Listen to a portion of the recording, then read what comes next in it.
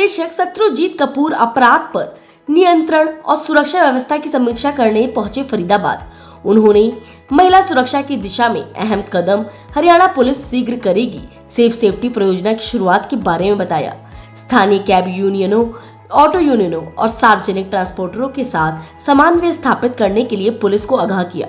उनका कहना है बीट सिस्टम में सुधार कर अपराध पर लगाया जाएगा नियंत्रण। गौरतलब है, पुलिस महानिदेशक ने मीडिया के माध्यम से संबोधित करते हुए कहा कि राज्य में कानून एवं व्यवस्था की स्थिति बनाए रखना और लोगों को, विशेषकर महिलाओं को सुरक्षित माहौल प्रदान करना उनकी सर्वोच्च प्राथमिकताओं में से एक है। महिलाओं में सुरक्षा की भावना पैदा करने के उद्देश्य से राज्य में जल्दी सेफ्टी परियोजना शुरू की जाएगी ताकि महिलाएं अपने आप को कार्यस्थलों, शैक्षणिक संस्थानों एवं सार्वजनिक परिवहन में पूरी तरह से सुरक्षित महसूस करें। उन्होंने कहा कि उनका उद्देश्य महिला में सुरक्षा की भावना को बढ़ाना है और उनके माता पिता की चिंता को कम करना है। इसके लिए रात के समय यात्रा करने वाली महिलाओं की सुरक्षा के लिए ओला, यूबर व ऑटो चालकों का डाटा एकत्रित किया जाएगा। जो महिलाएं देर रात यात्रा करती हैं वह डायल 112 नंबर पर अपना रजिस्ट्रेशन करवा सकती हैं, जिससे पुलिस के पास उनका नंबर स्थायी रूप से फीड हो जाएगा। यात्रा करने वाली महिलाएं किसी भी कैब या ऑटो से यात्रा करते समय अपने रजिस्टर्ड मोबाइल नंबर से चालक की फोटो खींचकर 112 पर भेज सकती हैं, जिससे पुलिस को पता लग जाएगा कि वह महिला किस वाहन से यात्रा कर रही है। जरूरत पड़ने पर पुलिस उस वाहन चालक या उसमें बैठी महिला को आसानी से संपर्क कर सकते हैं। 180-2022 ये हमारी एंटी करप्शन ब्यूरो की हेल्पलाइन है, टोल फ्री नंबर है और वो सारे नंबर मेरे तक ही आते हैं। आप सुन लीजिए, आपका सवाल समझ में आ गया, आप सुन लीजिए। आपने जो बताया वो ये 1800-180-2022 वो जब आएगा तब हमारा उस पर पूरा सिस्टम एक है, वो अपने आप एक्टिवेट हो जाता है और ऐसी कोई भी सूचना अगर किसी भी आदमी से कोई करप्शन, कोई पैसे मांगने की बात की जा रही है तो वो, और अगर ऐसा कंप्लेनेंट नहीं भी है लेकिन आपके पास कोई सबूत है तो सबूत के साथ आप वहां बात कर सकते हैं, तो उस पर जो एक्शन होगा वो त्वरित रूप से होता है और प्रभावी होता है। सर, हरियाणा पुलिस के स्वास्थ्य को लेकर आप क्या आगे करेंगे कि पुलिस कर्मियों का अधिकतर देखा गया कोई सुसाइड हो रहा है, कोई हेल्थ इश्यूज काफी हैं पुलिस को जी, तो वो वेलफेयर का, जैसे मैंने आपको बताया कि वेलफेयर के इश्यूज हैं, इंटरनल इश्यूज हैं, उस पर हम कार्रवाई करेंगे। तो साथियों, thank you very much. Next meeting का सवाल आपसे एक सवाल है, मैं आपके पास जी क्वेश्चन ये है कि आपने कहा साइबर क्राइम पे आप काम कर रहे हैं, राइट? सबसे बड़ा नेटवर्क मुंह में तोड़ा गया आपने किया, उसमें दो चीजें निकल के आई है। जो आप व्यवस्था बनाने जा रहे हैं, क्या उसमें टेलीकॉम कंपनी की कोई रिस्पॉन्सिबिलिटी तय करने जा रहे हैं आप? बिकॉज वहाँ पे बल्क में हमें उन सबका सहयोग लेना है।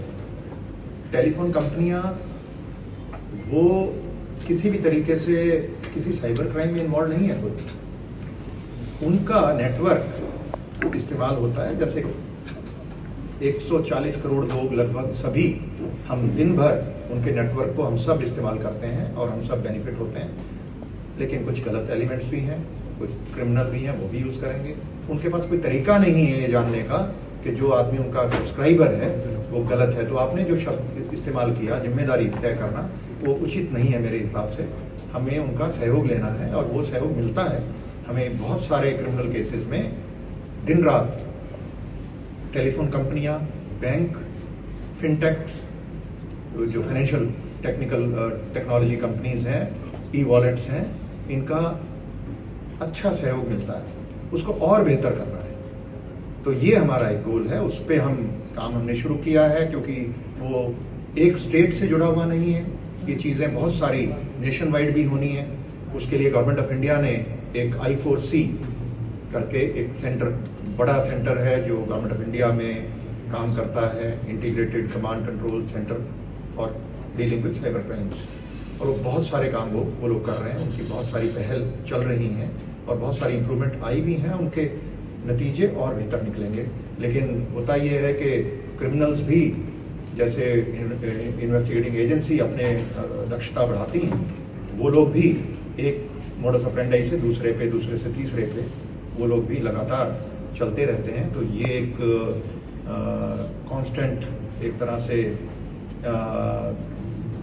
ये बैटल है जो चलती रहेगी, लेकिन इसको हमें बेहतर करना है, तो उनका सहयोग हम लेंगे। धन्यवाद। हमारे जो एम्प्लॉयज़ की और तरह तरह की वेरिफिकेशन होती हैं, जिसमें पुलिसकर्मी घर जा करके या उनको किसी निश्चित स्थान पर बुला करके वेरीफाई करते हैं। तो उन सभी सेवाओं में भी हम फीडबैक लें। तो फीडबैक लेने से जो जनता का, पब्लिक का, सिटीजन्स का एक जो एक्सपीरियंस हमारे लोगों के साथ रहा, विभाग के साथ रहा, उसके बारे में अच्छा एक तस्वीर उभर कर सामने आती है। उसके ऊपर अगर कोई गलत है तो उसको ठीक करें और उन सेवाओं को और बेहतर बनाएं। तो संतुष्टि का स्तर, उसमें 100% लोग संतुष्ट नहीं हो सकते क्योंकि एक्यूज भी होते हैं कई बार, लेकिन एक रीजनेबल लेवल हमारा संतुष्टि का रहना चाहिए। तो इसी कड़ी में ये भी है कि हम अपने जो रिटायर्ड अधिकारी यहाँ पे रहते हैं, ऐसे लोगों की भी मदद हम हमारे अधिकारी ले सकते हैं, उनको ये भी ऑप्शन भी है। और दूसरा जो एक बड़ी प्राथमिकता ये है कि हम लॉ एंड ऑर्डर में कैपेसिटी डेवलपमेंट करना, कैपेसिटी बढ़ाना, अपनी जो ऐसी परिस्थितियां बन जाती हैं जिनमें लार्ज स्केल उपद्रव या कोई तोड़फोड़ या इस तरह की कोई भी घटना अगर होती है तो उससे डील करने के लिए हमारे पास इफेक्टिव साधन होना चाहिए, कंपनियां होनी चाहिए, पुलिस बल ऑर्गेनाइज तरीके से उसमें काम करे। तो वो हमारा एक प्रायोरिटी रहेगी, जिसके लिए मुझे सभी जिलों से अभी बताया गया अधिकारियों ने कि वो कंपनियां बना रहे हैं लॉ एंड ऑर्डर के लिए, उनको स्पेशली ट्रेन किया जाएगा, उनको इक्विपमेंट भी अलग से दिया जाएगा। तो ये सब अगले 2 महीने में हम पूरा करेंगे। तो उसके बाद से हमारी जो डिपेंडेंस है सेंट्रल पुलिस बलों पर, वो चीज़ हम कम से कम हो और हम हरियाणा पुलिस अपने स्तर पर किसी भी दिक्कत को डील करने में सक्षम हो। तो ये काम हम प्रायोरिटी पे करेंगे। साथ ही अगर कोई एंटी सोशल एलिमेंट है, कोई टेररिस्ट और इस तरीके की चीज़ें जिनमें, या हमारे गैंगस्टर हैं, क्रिमिनल्स हैं, जिनको डील करने में कई बार आर्म्ड लोग भी उसमें होते हैं, तो उनको डील करने के लिए स्वैट टीम हर जिले में एक बनाई जाएगी। कमांडो ट्रेन हमारे जो जवान हैं उनको लेकर के अच्छा इक्विपमेंट, बेस्ट हथियार और बुलेट प्रूफ जैकेट्स, हेलमेट्स उनको प्रोवाइड किए जाएंगे और वो स्वैट टीम भी बनाने का एक काम शुरू किया है। और इसी तरीके से जो हमारी एक बड़ी कैंपेन अभी गुड़गांव में और रोहतक में गया था, तो हमने इन 2 शहरों को चुना कि वो हम महिलाओं की सुरक्षा, वो एक बड़ा एक विषय है। 50% हमारे समाज में महिलाएं हैं और एक पेरेंट्स को हमेशा जानते हैं कि थोड़ी चिंता रहती है अगर कोई बच्ची घर से बाहर जाती है, नौकरी करती है, जब तक वो घर नहीं आ जाती, एक चिंता का विषय परिवार के लिए रहता है, पेरेंट्स के लिए। तो वो हम उस पे काम हमने शुरू किया है और बहुत सारे इन दोनों जगह पर मैं गया, ब्रेनस्टॉर्मिंग सेशन किए, बहुत अच्छे सुझाव उसमें आए हैं। उस पर काम हमने मीटिंग्स भी कर ली और काम शुरू किया है।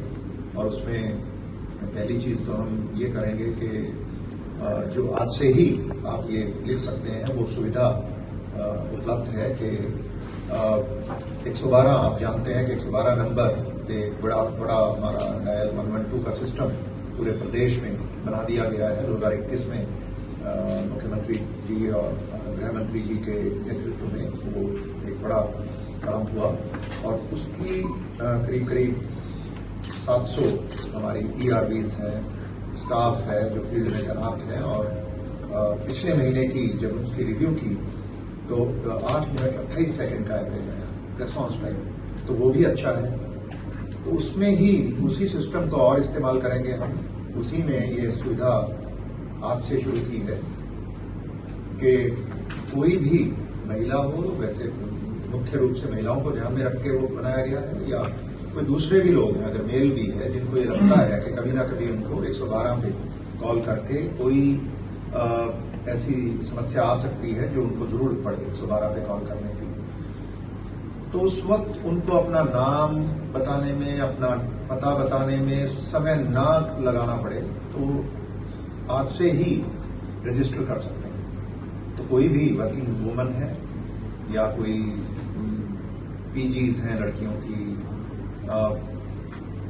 एजुकेशनल ये स्टूडेंट्स हैं जिनको लेट नाइट भी चलना पड़ता है, घर से बाहर रहना पड़ता है, तो वो 112 पे नॉर्मल कॉल करके अपने आप को रजिस्टर कर सकते हैं। वो डेटा हम परमानेंट उसमें रखेंगे। तो उस नंबर से अगर कभी भी कॉल आई तो हमारे ऑपरेटर को दोबारा नाम और वो एड्रेस पूछने की आवश्यकता नहीं रहेगी। तो वो एक डेटाबेस हम पॉपुलेट करेंगे, और मैंने उनको ये कहा है कि ये तो 112 पे कॉल करने का तो अभी तुरंत कर दें, जो आज से हो गया, और आगे हम जो वॉल्यूम बढ़ सकती है, ऐसा हो सकता है कि काफ़ी ज़्यादा लोग उसको करें, तो बजाय इसके कि फिजिकली कोई सुन के और वो एंटर करे, एक लिंक बना देंगे वेबसाइट पे जिससे कोई भी अपने आप को रजिस्टर कर सके। ओटीपी आएगा, ओटीपी शेयर करके वो मोबाइल फोन रजिस्टर हो जाएगा डेटाबेस में। आज से पूरे प्रदेश में शुरू है? हाँ जी, वो सुविधा हमने अपने कंट्रोल रूम, जो हमारा 112 का मेन कंट्रोल सेंटर है, वहाँ पे क्रिएट कर दी है। तो ये 112 पे है। और साथ ही साथ मैंने अब सभी अपने अधिकारियों को ये कहा है कि दूसरा बड़ा एक जो चिंता का विषय होता है वो है ट्रांसपोर्ट। जब भी दफ्तर से, घर से एजुकेशनल इंस्टीट्यूशन या कोई ऑफिस में जाना है या मार्केट में जाना है और वापस आना है, तो ऑटो हमारे हर शहर में बहुत बड़ा एक जरिया है, सुविधा है, जिसको हमारे पब्लिक उसको इस्तेमाल करती है।